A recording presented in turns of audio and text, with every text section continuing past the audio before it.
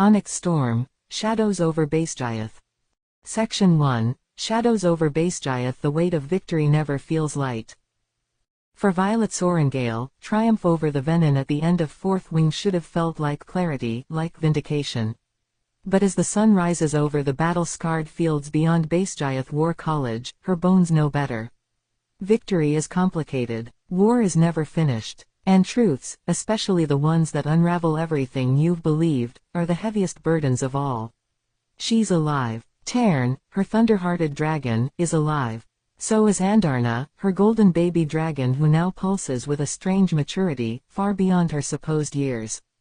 And so is Xaden Ryorson, the once outlaw rebel son, her bondmate in more ways than one, and the storm she didn't expect to fall in love with. But Jack Barlow is also alive. That's the problem. He should have died. The bastard had fallen, corrupted by Venin magic, twisted into something inhuman. And yet, somehow, Jack stands now in the courtyard like a returned nightmare, smug, scarless, and very much breathing.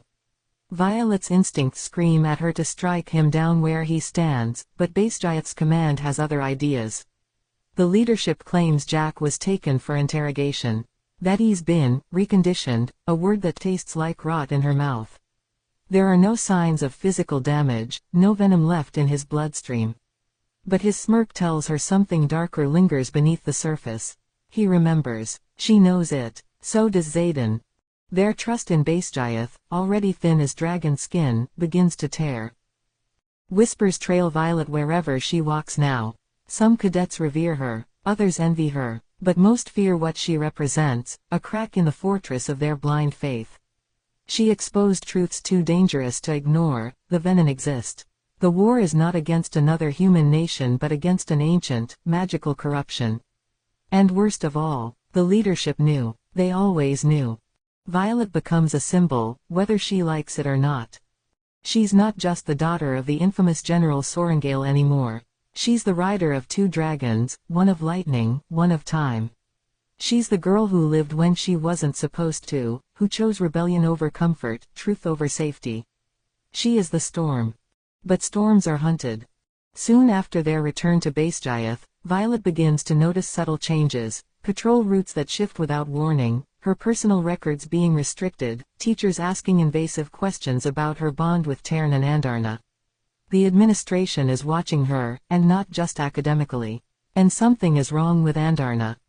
The young golden dragon is changing. Her eyes seem wiser, her demeanor calmer.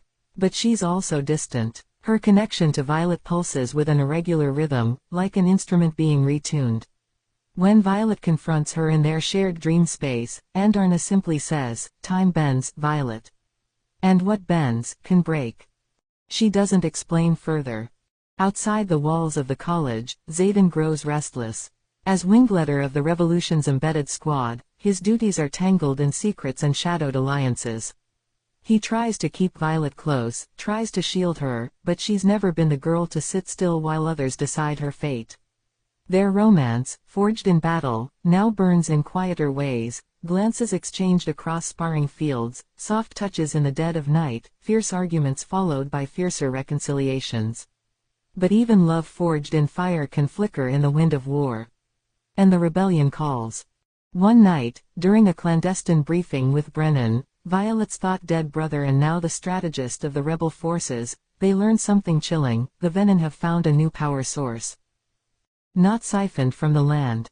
Not from wards or corrupted veins of magic. But from a source that moves, from dragons. Venin are hunting dragons. And killing them.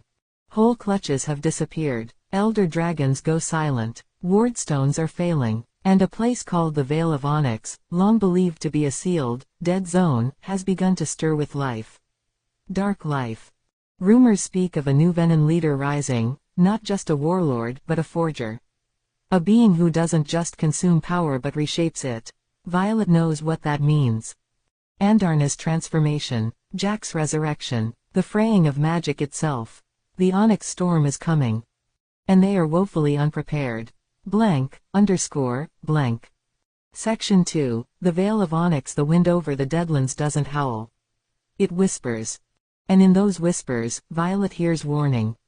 With Basgiath tightening its grip and the rebellion pressuring for more aggressive action, Violet knows there's only one path forward. They must enter the Vale of Onyx, the forbidden zone whispered about in the oldest Rider texts, said to be a no-man's land poisoned by forgotten magic and rotting power.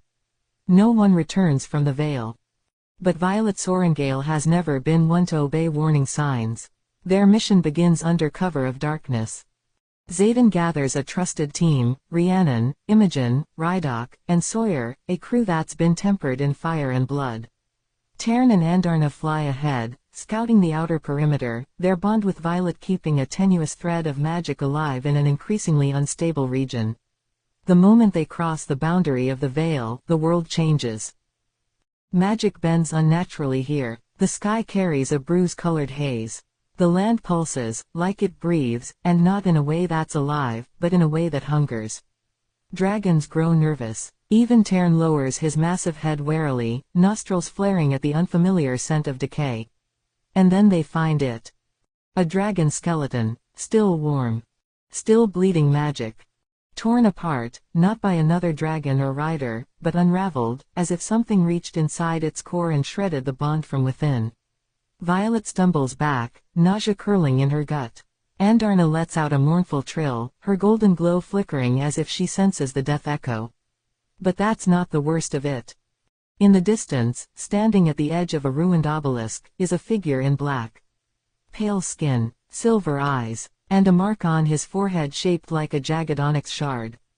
He doesn't attack, he smiles. And then disappears into the storm. They're being hunted, not by animals or corrupted venom, but something worse. Something organized, intelligent, purposeful. Back at their camp, Violet and Xaden argue for the first time in days. She wants to pursue the figure, learn who, or what, he is. Xaden wants to regroup, gather more information, avoid risking the lives of their unit. Their words are sharp, their emotions sharper, but beneath it all is fear, the kind neither of them will admit out loud. That night, Violet dreams. But it's not her usual dreamscape. It's Andarna's. She's standing in a sea of stars, time slowing and spiraling around her. Andarna appears, not as a small hatchling, but fully grown, resplendent in shimmering gold, wings folding like liquid sun. The forger seeks what cannot be forged, she says cryptically. He bends time, but time has consequences. When Violet wakes, her skin is cold. Her veins pulse with strange static. And outside the camp, a storm is gathering, one that doesn't touch the wind, but stirs magic itself. The next day, they find another dragon, this one barely alive. Its rider is already dead, eyes burned out, mouth still open in a silent scream. The dragon speaks only one word before it dies, Vorin. Imogen, ever the scholar, pulls out an old rebellion dossier. Vorin was once a myth, a venom warlock from centuries past, supposedly killed during the original sealing of the Veil. But the records are vague. Intentional, even. And as they piece together fragments of history long buried by the kingdom, a horrifying realization sets in. Vorin isn't a myth. He's been gathering strength in the Veil for generations, consuming, forging, experimenting. And he's figured out how to manipulate dragon bonds, not just destroy them. He's building his own army. And if he can forge Dragonkand into servitude, the rebellion, Basgiath, the entire kingdom of Navarre, none of it will stand. Faced with the scope of the threat, Violet and Xaden make a difficult decision. They must return to Basgiath. Not to plead, not to obey, but to expose, with proof, with a plan. And if necessary, with fire. But the Veil doesn't let go easily. As they retreat, the storm erupts.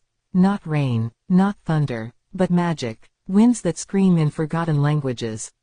Lightning that shatters in reverse. Time that stutters like a broken breath.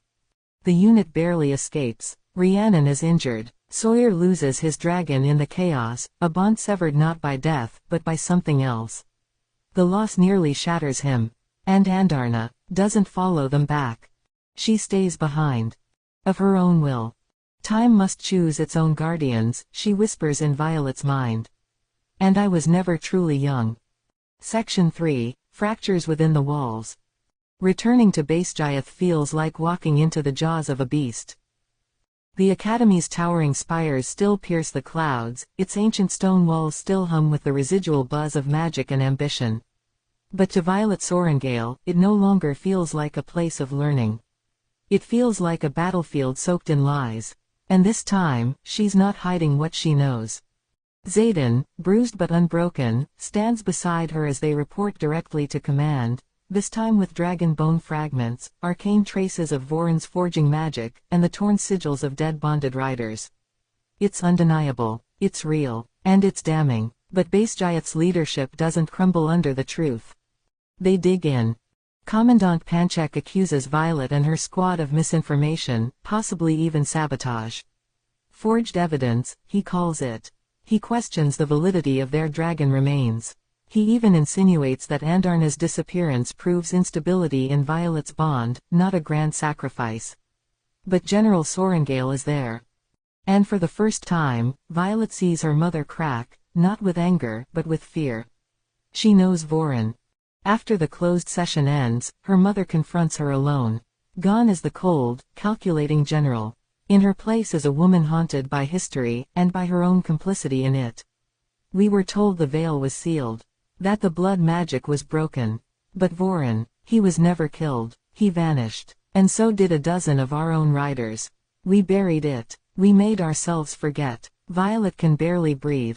You let us go there, knowing that. Her mother doesn't answer. She doesn't need to. Trust, once fragile, now shatters. Meanwhile, Basgiath's student body is boiling.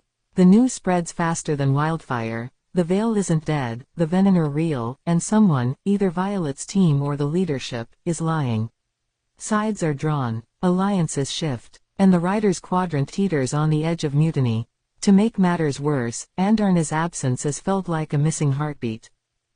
Violet begins experiencing gaps in her memory. Small things at first, forgotten conversations, misplaced items, but then larger ones. Hours missing. Waking up in places she doesn't remember going. Tarn grows protective, almost paranoid, his bond with her fluctuating like static. She finally confesses to Xaden. And together, they realize the truth, time magic is leaking through her bond. Without Andarna to regulate it, Violet is experiencing echoes, memories not her own, events not yet occurred, fragments of past and future tangled in her mind. She's becoming unstuck. And the longer it continues, the more her sense of self frays. But there's something buried in the echoes. Visions of Voron, of a chamber filled with ancient sigils, of a tree unlike any other, black as obsidian, pulsing with the rhythm of a forge. The Heart Tree. A mythical construct mentioned only in ancient draconic texts. Said to be the source of magic before the first bonding, the root of all elemental control. If Voron has found it, if he's corrupted it, there will be no stopping him. Desperate for clarity, Violet and Xaden seek out the Lorekeepers, a hidden sect of scholars deep within Basgiath's lower catacombs, long thought extinct. They are the recorders of dragon history, the keepers of the old tongue, and the ones who remember what the leadership wants forgotten. One Lorekeeper remains. An elderly rider named Kaylees, blind but keen, her mind sharp as frost.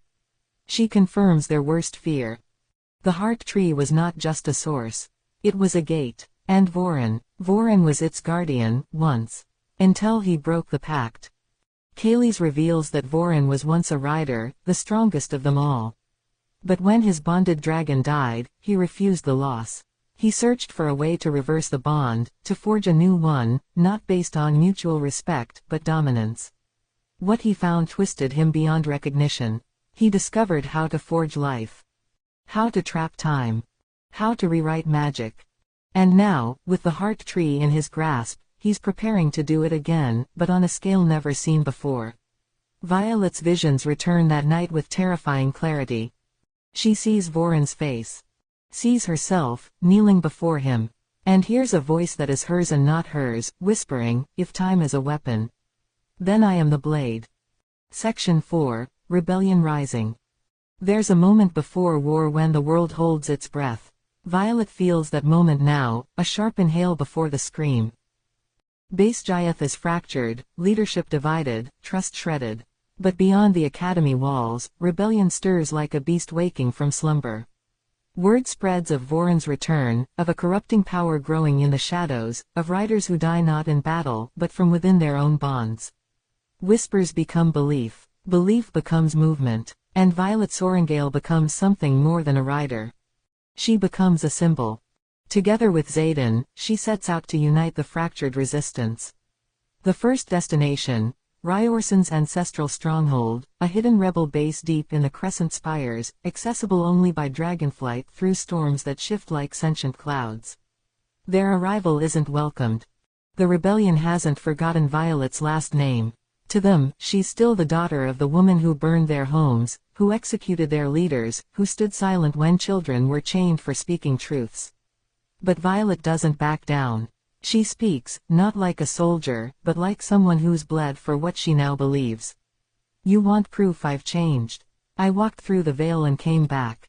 I've seen Voron, I've felt his power, and if we don't stand together, none of us, dragon or human, will survive.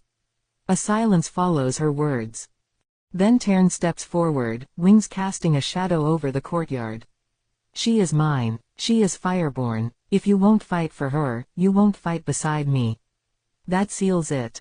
Over the next weeks, Violet and Xaden travel from stronghold to stronghold, rallying old allies, meeting with rogue dragon enclaves, negotiating alliances with kingdoms long thought neutral. Rhiannon and Imogen coordinate from Basgiath's outskirts, running covert recruitment among the student body. But it's not just about building numbers. It's about building unity. Violet proposes something unprecedented, a council of riders, made up of leaders from across territories and dragon species. No longer ruled solely by generals or monarchs, but by those who share the bond firsthand. It's radical, dangerous, and exactly what the world needs. But not everyone agrees. A splinter group of riders, led by an ambitious wind wielder named Cale Thorn, believes the rebellion should strike immediately, not organize, not unite, but obliterate. They sabotage supply lines, threaten diplomatic missions, even attempt to assassinate Violet during a midnight summit. She survives. Barely. But the attack changes her. Her wounds heal, but something in her eyes hardens. The girl who once tiptoed through strategy now walks like a commander.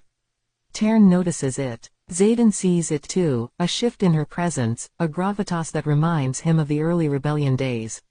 You're not just a rider anymore, he says one night, quietly. You're a force. But Violet knows what he isn't saying. Every force has a cost. Meanwhile, Andarna's absence grows heavier. Her time magic continues to bleed through Violet's mind, bringing visions of possible futures and fractured memories. One recurring image haunts her, a battlefield covered in ash, where dragons scream not in war, but in slavery, their eyes glowing black, their wings shackled by magic. At the center stands Voron.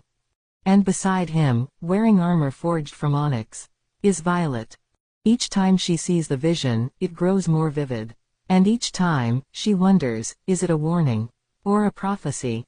Just when things begin to stabilize, the rebellion receives a devastating message: one of the allied dragon rookeries has fallen.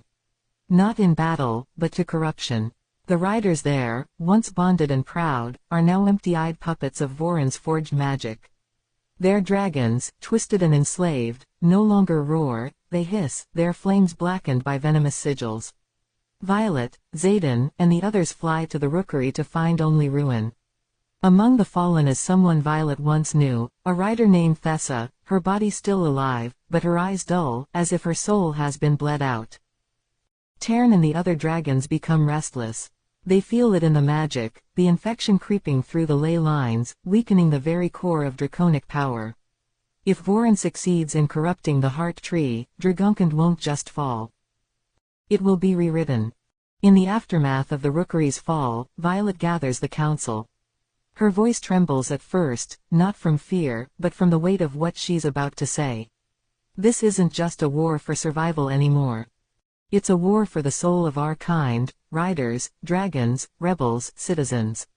Voron wants to forge a future in his image. I say we show him what real fire looks like. The room erupts, fists slammed against tables, dragons roaring overhead. The alliance is sealed, plans are drawn, and a new campaign is born, Operation Emberfall. A coordinated strike to reclaim the heart tree, sever Voron's control, and end the corruption before it spreads beyond the veil. But in secret, Violet and Xaden both know the truth. If it comes down to it, one of them may have to die to make it happen. Section 5, The Heart Tree Awakens. The skies over the veil darken like a bruise. Operation Emberfall begins with precision. 5 squads of elite riders, bonded dragons across all elemental spectrums, and a network of rebel scouts to guide them through the corrupted zones. Violet leads from the front, with Xaden and Tern at her side. Above them, Skossel, Andarna's absence still a quiet ache, joins the fleet. This is not a raid. It's not even a war. It's an extinction-level gambit. They approach the Veil's center, where the echoes of Voron's magic twist the very air. Storms hang unnaturally still, trees drip with blood-black sap. The ground pulses like a living wound. And at the core stands the heart tree, a towering monolith of obsidian and flame, ancient roots spread like veins through the land. It is massive, terrifying, beautiful. And it is alive. Violet feels it before she sees it, a tug in her chest, a pull in her soul, like something calling her home. She knows, deep down, that her bond with Andarna was never meant to be ordinary. That her connection to time magic was meant for this moment. Because the heart tree is a temporal anchor. And Voron is rewriting history. The riders land at the edge of the corrupted forest. Dragons circle above, creating a perimeter. Xaden and the War Council coordinate the external push, disrupting Voron's magical defenses, severing his supply of forged riders. But Violet knows where she has to go. Inside the heart tree. Guided by fractured visions and whispers from the ley lines, she enters the base of the tree, a cavern of living obsidian, roots shifting like breathing limbs. Inside, reality warps. Past, present, and future bleed together. Violet sees herself at different ages, reading in Bestrayeth's library, dueling with her father, holding Xaden's hand in a future that hasn't happened yet. And she sees Andarna. Not as a hatchling, but as something more. A fully grown dragon, radiant with golden scales streaked in violet, her wings arched like a goddess of light. Andarna's eyes meet hers, ancient, knowing, and Violet finally understands. You weren't just bonded to me, she whispers. You chose me, to anchor the tree. Andarna nods, not physically, but in Violet's mind. Her voice echoes like time itself. Every generation, one is chosen. Not to wield time, but to guard it. Suddenly, Voron appears. Not as a monster, but as a man, tall, regal, eyes like molten gold. His armor is forged from the bark of the heart tree, his weapon a blade that hums with fractured timelines. He doesn't attack, he welcomes her. You understand now, don't you? He says. Time is not a line. It's a forge. And only those strong enough can shape what comes next. He shows her visions, of a future without war, without hunger, where dragons serve peacefully, where riders don't die young. A future he claims to have perfected. Join me, he says. Together, we can make time submit. For a breath, Violet wavers. But then she sees the cost, dragons shackled. Riders hollow, magic reduced to a currency of obedience. A world without freedom, without choice. And she chooses fire. She draws her blade, not one forged by Voron, but gifted by Andarna, a weapon shimmering with untempered time. The battle that follows defies physics. Seconds stretch, minutes fracture. Magic explodes in chaotic bursts as Violet and Voron clash inside the roots of the tree. Outside, the rebellion wages war. Xaden leads the charge, cutting down forged riders, coordinating with dragon squads. Rhiannon and Imogen hold the southern line. Tern goes berserk, unleashing storms that tear apart Voron's corrupted constructs. The sky becomes a battlefield of lightning and flame. But inside, it's just Violet. She's losing. Voron is too strong, too old, too rooted in the tree. Until time stops. Everything freezes, mid-strike, mid-spell, mid-breath. Andarna appears fully, her form blazing with divine light. She tells Violet, you are not the blade. You are the keystone. And with that, Violet understands. She doesn't have to beat Voron. She has to seal him. She channels every memory, every bond, every choice she's made, and binds it to the tree. Her blood fuses with the roots. Her essence wraps around the timeline. Voran screams as he's drawn back into the heart, imprisoned not by power, but by will. Time shudders. Magic surges. And the heart tree goes still. Outside, the sky clears. The corrupted riders drop. The forge magic dissipates. Voran is gone. But so is Violet. Section 6, Ashes and Afterlight. The war is over. But the silence is not peace, it's grief. The sky is clear over the veil for the first time in decades. No magic distorting the light. No corrupted clouds twisting through the ley lines. Dragons fly free again, unshackled, weeping in the way only ancient beings can. Their keening cries echo across the mountains like eulogies. But Violet is gone. Xaden searches the ruins of the heart tree for days. What remains is a hollow core, its obsidian bark scorched with silver. Magic pulses through the roots, calm now, steady. As if it remembers her. But she is not there. Not her body, not her voice. Only her sword remains, stabbed into the ground, glowing faintly with time's golden shimmer. The rebellion wins. Voran's forces collapse. Basgiath is liberated. The Council of Riders becomes real. Territories once divided by war now send envoys, not armies. For the first time in living memory, the world breathes without blood. But Xaden doesn't feel like they won. He spends months chasing echoes. Tern and Skossel refuse to believe she's dead. Dragons feel when their riders die. And they still feel Violet. Somewhere, somewhen, Andarna disappears again, without a word, leaving behind only a shimmer of magic and a whisper in Xaden's mind. She chose time. Now you must choose her. Driven by love, by fury, by need, Xaden does what Violet would have done. He studies. He hunts. He sacrifices. He goes to the edge of the realm, to the ancient ruins of the first bonded pair.